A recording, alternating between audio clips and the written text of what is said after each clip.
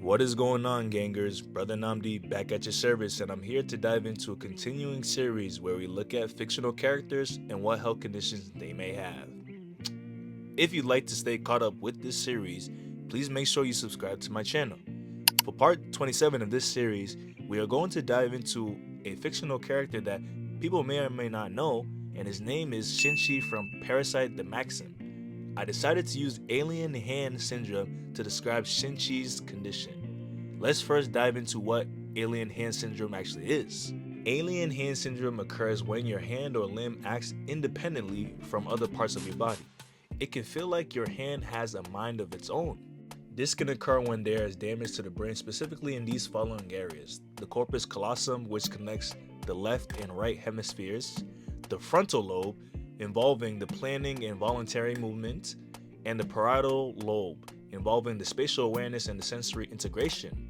Let's look into risk factors of alien hand syndrome. This would include having a stroke, brain surgery, having brain tumors, or neurodegenerative diseases like Alzheimer's. Signs and symptoms would include the following: hand moving on its own like grabbing objects, can't feel what the hand is touching, less strength in the affected hand, the person is aware but cannot stop the affected hand. That is pretty scary, guys. Sounds like something from a movie, but I digress. Now, how does this correlate to the character Shinichi from Parasyte? After the alien Migi takes over Shinichi's right hand, it begins to act independently, often without Shinichi's conscious permission. Shinichi repeatedly describes Migi's presence as an unnatural and expresses that his hand doesn't feel like it's his own body anymore.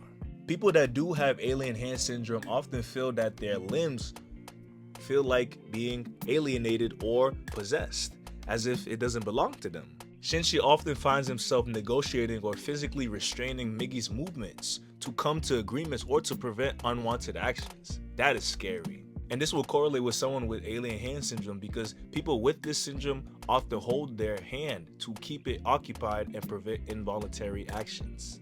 Now on to diagnosis of this syndrome. Usually a provider would do a neurological exam, brain imaging such as MRI or CT scans, and lastly neuropsychological testing to rule out other movement or psychiatric disorders. How in God's name can we treat this? I'm sorry to say, but there is no cure. But symptoms can be managed, however.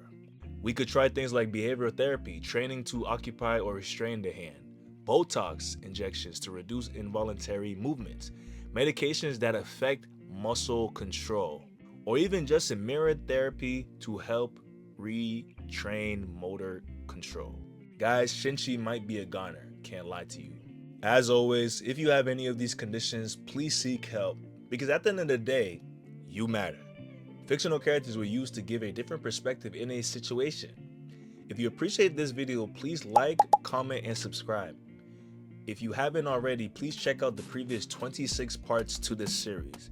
If you have a suggestion for part 28, drop it in the comments. And if nothing else, y'all take it easy.